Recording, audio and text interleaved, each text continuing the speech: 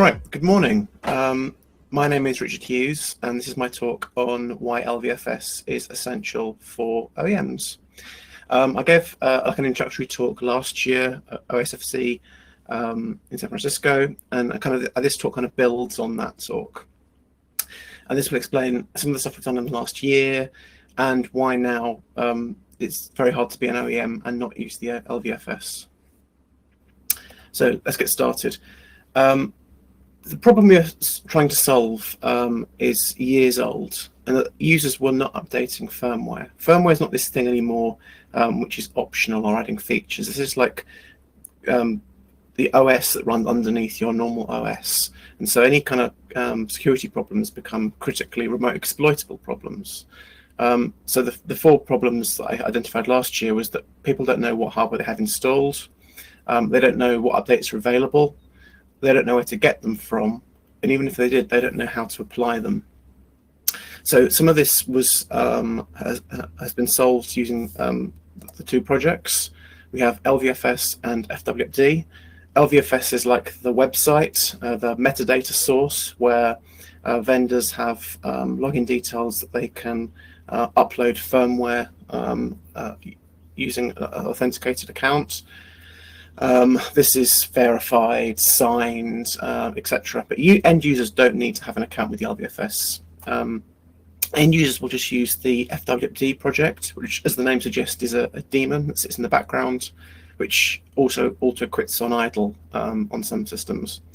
And that downloads the shared metadata catalog from the LVFS, which has the list of updates that are available for a specific hardware.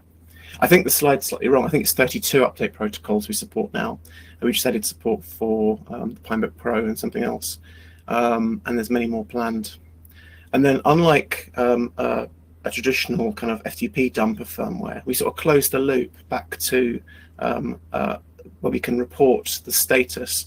So if a firmware goes out that isn't applying on a specific system, the user can optionally report back to the LVFS that the update hasn't worked, and with enough of those reports, the vendor can either pull the firmware manually back to an embargo state, or it will be pulled automatically if there's enough failures. So that's kind of it kind of sort of closes the circle on firmware distribution. So how does it all work in detail? I won't go too much detail because I covered more of this last year. But the idea is that we have a desktop neutral interface, which can be used on everything from like a smartphone to a server called eBus. And this year we've been working on more interfaces to FWD. So, for instance, there's work on a cockpit plugin, so we can do this on servers without our headless. And there's work on just very recently putting FWD into CoreOS, which means that we can deploy onto more embedded type systems. The LVFS has grown. Like we've gone from last year shipping 500,000 updates a month to over 1 million updates a month now. And in doing so, a lot of the big multi-billion-dollar companies which were depending on LVFS got somewhat worried that they were building their infrastructure on top of a random English bloke's project that he's running from a single VM in Amsterdam. So, with thanks to the Linux Foundation, they've moved all the hosting to AWS, and it's now multi-zone and Fargate, and it's all these like great microservice type architecture.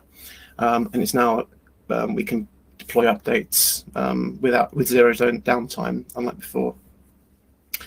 And it's also very important to mention that it's designed to be privacy-centric, so that unlike Windows Update, where you upload all the details about your hardware to the end server, the LVFS way of doing it is you download the shared metadata catalog. So the list of hardware on your computer doesn't actually ever leave your computer, it's all on client side, which is much preferable for lots of security-focused companies and individuals. So something that's always catches out the ODMs and IHVs is that the daemon will not run non-free code. We often get asked to run binary code and ship it as part of the cab file or ship it as part of FWD, and the answer is always no. We can take the existing vendor code And we can strip it down from 30,000 lines to 1,000 lines just by using the shared functionality in FWD. This means that we can ship it to all the different Linux distributions. I don't think there's a Linux distribution that doesn't ship FWD now, including Chrome OS, which kind of implies that the update protocol itself is safe. The days of security through obscurity is just not good enough nowadays. And so we're encouraging vendors to use strong crypto for either encryption or signing of the firmware, actually that's verified on the device rather than on the system that's downloading. Various companies and organizations can't run non-free updaters because they don't know what they're doing. It's very difficult to get a US defense contractor to run a random binary from a Chinese IHV. And so with this, it's possible for the department to verify that the plugin is actually doing what it should be doing and that the firmware is being deployed correctly. This makes a lot of RHEL customers happy from a firmware distribution point of view. So this is kind of the headline. We've got to the point where 10 million, I guess you could qualify Linux users as Linux machines, automatically download firmware update metadata from the LVFS every day, which is an amazing stat. This is obviously all of those people aren't going to be having an update every day, and all of those people also might have systems where where they haven't got updates available, their hardware is not supported, or they've already done the updates. But this basically shows how many people are grabbing the metadata and we have access to. So if you're a ODM or OEM and you want to sell hardware, these are the numbers of people who are downloading stuff who want updates. It's kind of an important one. You can see if we tally up all the updates since we started the project, so far I think we've supplied, there's a little counter in my office, it's like 21,188,334 updates, which is amazing. There's over 200 different devices supported. But that doesn't tell the whole story because, as I said before, we asked the user to submit a success or failure report back to the LVFS. But that we only ask of people using FWMGR on the command line. And we know from the user agent that 99% of updates are done using GUI tools. And so if we're only asking 1% of people, and 1% of people is 1.5 million, it could be that the number of firmwares we've supplied is probably an order of magnitude bigger than 21 million, which is an amazing stat, and it's something I'm really proud of. So this is a graph of how we've grown. Like 2016 is when we started, and I think the first device was the Color Hug, and then Dell started very quickly, Logitech, Lenovo, HP, and underneath the sort of the three big OEMs and the one big peripheral manufacturer, there are literally hundreds of ODMs, Wistron, Foxconn, that kind of thing, IHVs, Realtek, Avia, all the kind of the actual people making the silicon, to the point where by next year we should have essentially most of the consumer supply chain. Now, it's notable to see the word consumer there. It's still very hard to get server vendors on board. There is some interest from server vendors, but typically with server firmware, you have a subscription to access the firmware update content. And server vendors are very hesitant to release their firmware updates for free without the subscription, even though it means that they sometimes can no longer sell to some of the big customers that they want to sell to.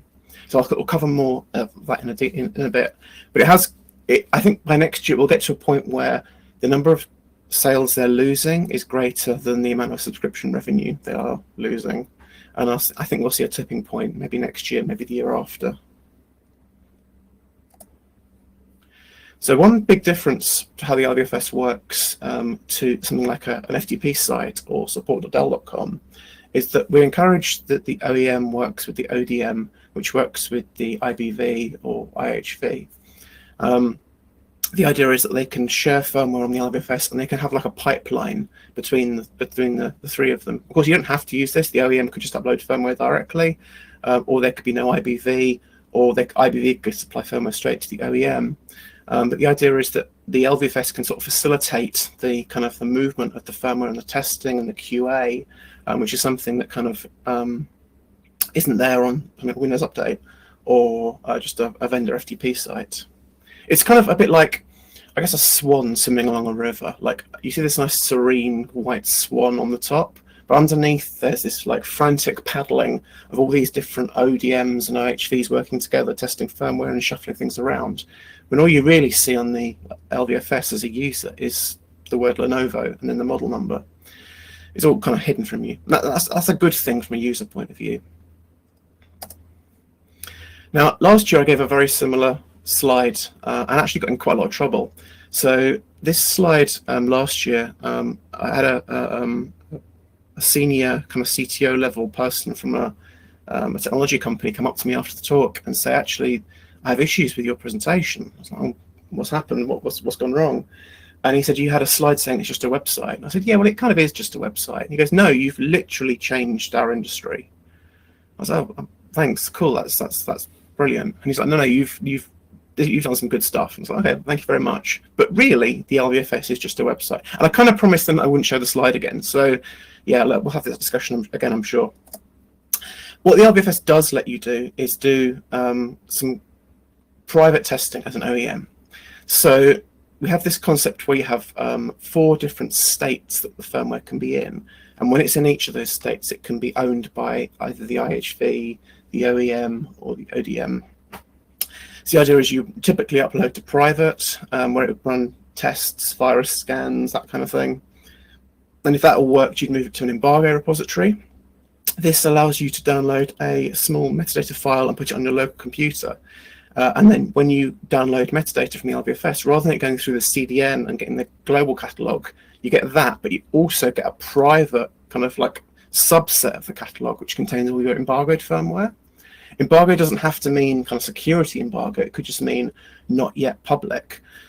And that's how you can do end-to-end testing using something like NEM software or Cockpit or something like that, without having to make all your firmware public. This is a really easy way for engineers to get onto the LVFS, see if it works for them, see if it works with their workflow, with their ODM. And when it does work, they can then go to their upper management and say, look, we need to do this so we can get our firmware on testing and stable. Testing, as the name suggests, has people who want to test the firmware. This is public, but it probably only has, I don't know, less than 20,000 people downloading metadata every day. You have to manually opt in to downloading test firmware, but it's a really good way of finding sort of immediate bugs, bugsware, and typos, that kind of thing. And then when the firmware is ready, it can be pushed to stable, which is available to literally hundreds of millions of people. It's probably worth saying to push firmware to testing as stable means you have to do the legal checks that we do on vendors. So we do various different making sure that the company is legitimate, that it has permission to redistribute the firmware, so that the LVFS itself doesn't get into trouble for redistributing content that the uploader didn't have permission to upload in the first place. But that's just a small wrinkle. So the OEM we can offer all these extra services for. We can offer them the ability to scan their firmware for various different problems. Now, traditionally, the OEM would think of the uploaded deliverable as just a blob, kind of the finished result. But we kind of wanted them to upload the firmware and use the LVFS to do this kind of checking. Like, I know we can fix up some of the stuff at runtime in either the kernel or FWD, etc. But I want them to upload something that's good. So if I can put all these little speed bumps in the way for making them do the right thing, then that means we can get higher quality metadata and higher quality binary blob, which is more likely to work on more systems. So a good example I gave last year was that we can now check signatures to see if they're old. I'm sort of pleased to say that most of the EFI binaries on the LVFS now have signatures that are in date, which is something that's very, very simple. We put a speed bump where they had to click a button to waive the failure. And just by doing that little tiny speed bump means that the ecosystem is sort of dragged up by its heels one notch higher. So a lot of the vendors also get caught out where the ODM or the IBV might give them a test firmware, which accidentally gets leaked to the public. And so to do that, we will scan the firmware to make sure that that they don't accidentally release something they probably shouldn't have done. This is found sort of release. I announced it last year, and there's a type of certificate that should never exist in the wild, and this is still under security embargo 18 months later, which is fun. Now, some graphs to make people feel good and make people feel bad. We have, if you look at the number of firmwares uploaded, Lenovo recently has just overtaken Dell. This is amazing. Dell was a very early adopter of the LVFS and support many, many models. Lenovo in the last 2 years, especially 18 months, have increased the number of models supported, both ThinkPad, ThinkCenter, and ThinkStation. And this is amazing. They've overtaken Dell. Some smaller vendors like Star Labs is a very small laptop manufacturer, makes Linux laptops, but they've uploaded a lot more than other big vendors such as HP. I guess looking last in the list, Logitech, although it looks like Logitech haven't uploaded many firmwares, as you'll see from this slide, actually they're quite important firmwares. So it would appear that there are many millions or tens, hundreds of millions of unifying receivers out in the wild which are exploitable to things like mouse jack. And so even though Logitech haven't uploaded that many files, the files that they have uploaded have been deployed millions and millions of times. Now Dell is very much in the lead with regards to Lenovo and HP, but then Dell has had a big head start, and I kind of expect Lenovo to kind of creep up over time. HP joined the LVFS just last year and initially uploaded support for just a few models. Now, I'm sort of pleased to say in the last few weeks/months, they've uploaded support for an awful lot more, and I'm kind of hoping that in the next year or two, HP will kind of join the ranks of Lenovo and Dell and be on that kind of level, which is great. That's like the three biggest OEMs for consumer hardware.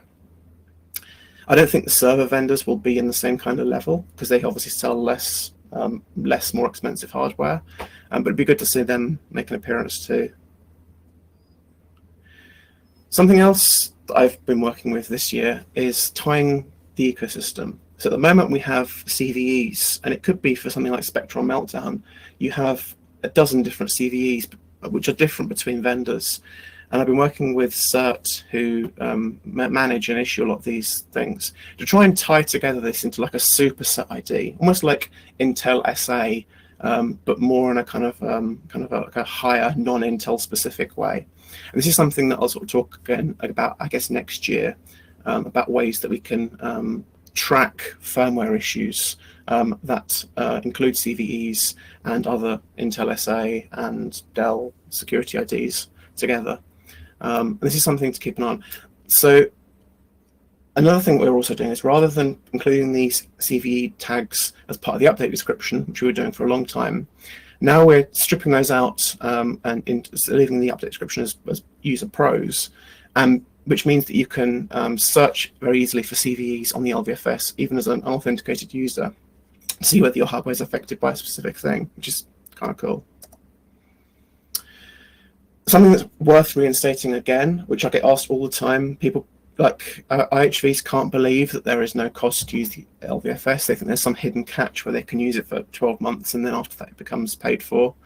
The LVFS itself is sponsored by the Linux Foundation. They now have taken over all of the hosting, and that means I can concentrate on the ecosystem and the code rather than SSHing into a VM somewhere.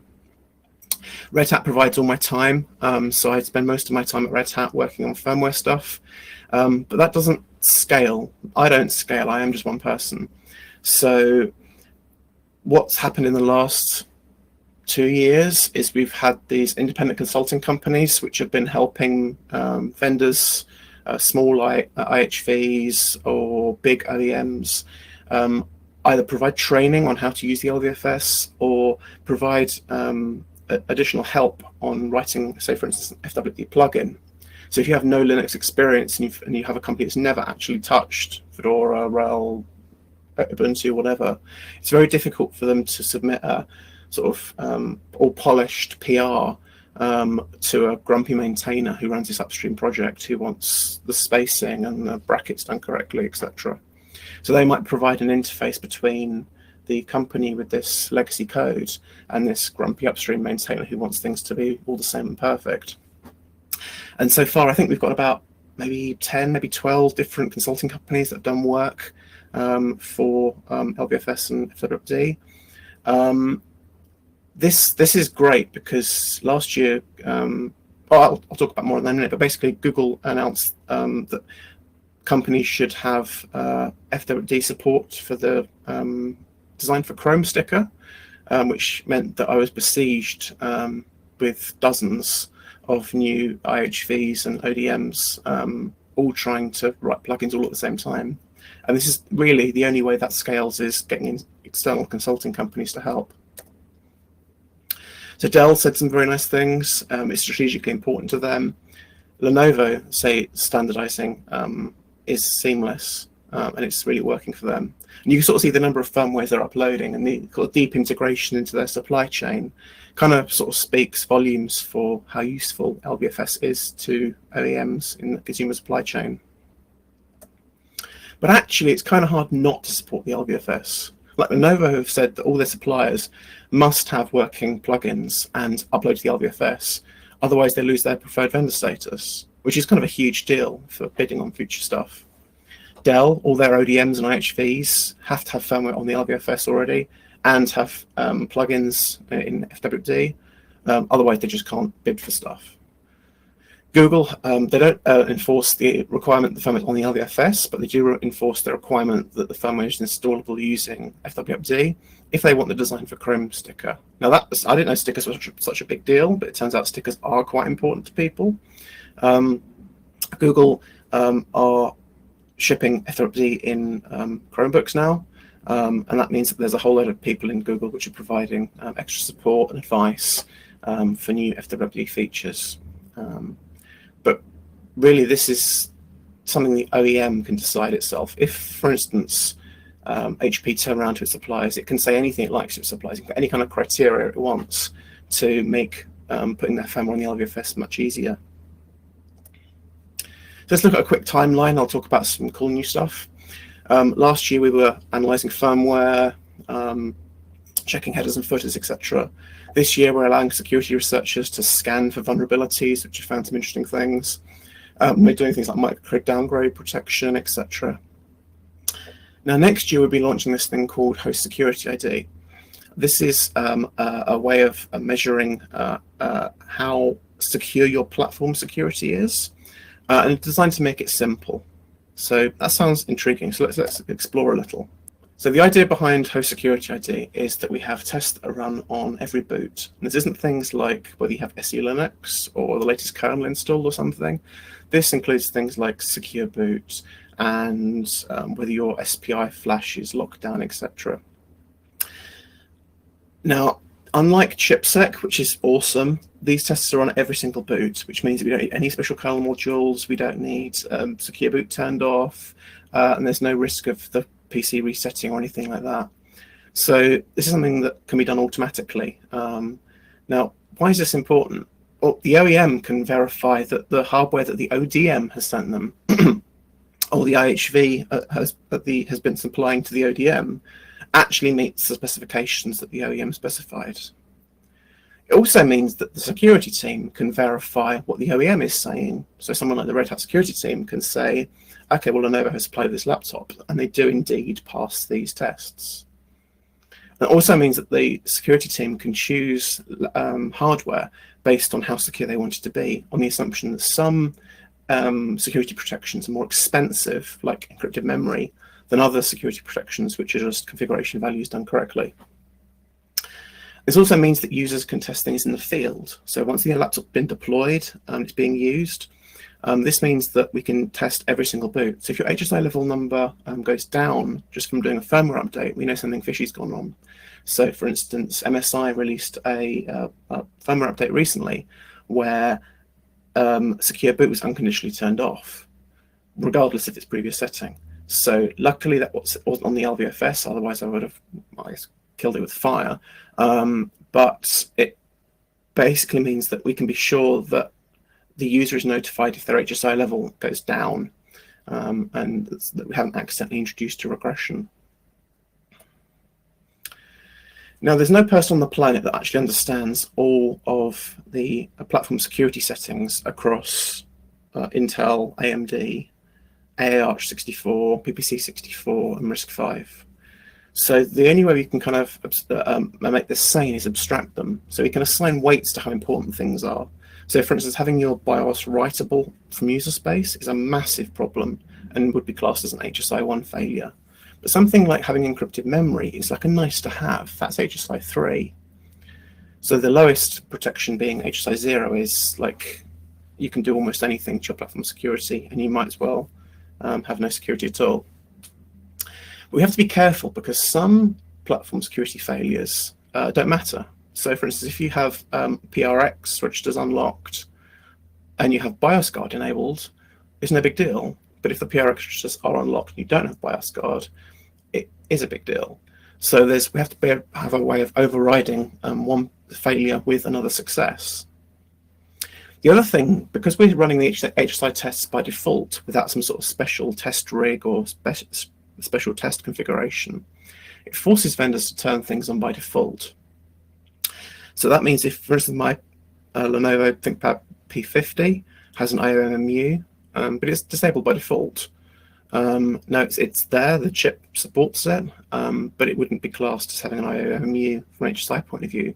Interestingly, the reason it's turned off is because it interferes with the hybrid graphics, which you can fix with a kernel quirk. Now my argument would be that it's better to fix the kernel and have IOMMU turned on by default than it is to turn off IOMMU, because users, even if it was a BIOS option, users are never going to touch something called that. And also with HSI, we don't want something like TME. So if you had TME, but you had a writable BIOS, it would make no sense to have this high security level because the writable BIOS undermines a lot of the benefits of something like TME or any kind of BIOS attestation. Now, sometimes we don't know the HSI value. So there's sometimes where the user can make a configuration change, which has nothing to do with what the vendor has done, but where they have either artificially changed the HSI level or where we can't trust the value. So for instance, if the user is running a tainted kernel, we can't trust the values coming from the kernel. Or if they've manually disabled secure boot, that's nothing to do with Lenovo or HP's fault. So for this, we just use exclamation mark at the end, which kind of means this is the result we've calculated, but you can't trust it. Now, something that's a bit more controversial is we want to be able to publish the HSI results. This basically would allow us to have a per vendor and per model public scoreboard, which would allow someone, for instance, to say, is the X1 Carbon 7th more or less secure than the X1 Carbon 8th? Can you compare the security level of XPS 13 against a Lenovo P50? You can make comparisons from quite a high level, even across architectures. This isn't currently public, but we do ask the users who run the HSI tests on the command line if they'd like to upload to the LVFS, which means we now have, I don't know, a few thousand results for hardware. Now, a few thousand isn't statistically valid yet, but I'm expecting when more people have access to the newer FWD versions, which support HSI, that the number of values should become statistically fairly valid, even though they are unauthenticated users, essentially random people from the internet.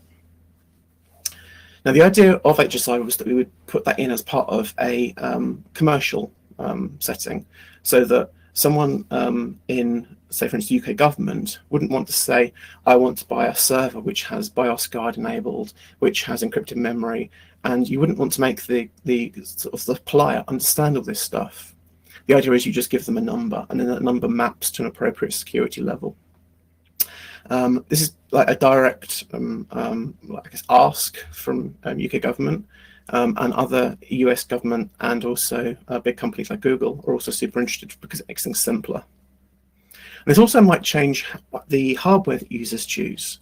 If you have a HSI level that's lower than you'd like it to be because you've made a decision on the BOM based on making things cheaper. For instance, if your HSI level could go from a 2 to a 3 by changing the EC chip you use, so it can use on-chips verification and signing, but it costs you 10 cents per unit more.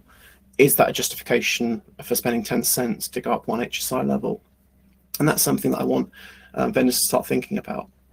So this is something that Intel, AMD are interested in, I guess. AMD maybe less so. Lenovo are interested, Dell very interested. ARM have something very similar to HSI internally, and there's some discussion about either making HSI a subset or a superset. And RISC-V, PPC64 LE. RISC-V has a very new platform, as it's quite early to talk about platform security, but it'd be nice to kind of bake this stuff in by default into their young platform model. So I guess that's it. Thank you for listening to my talk. I'm sorry it's not in person. It'd be great to sort of see you all.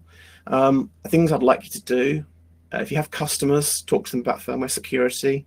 Make sure they're aware of what's underneath the covers. Make sure you install firmware updates on your own hardware, because it's critically important for security. When you're buying hardware, or if your customers are buying hardware, make sure you check the LVFS. There's lots of models now supported by LVFS, and the only way OEMs really listen is with either losing sales or gaining more sales. And I guess the last point is to kind of help raise the awareness of LVFS and FWD. There's only a very few people working on this now. It'd be good to raise the profile in the industry. So thank you all for listening to me, and I hopefully see you all in person next year.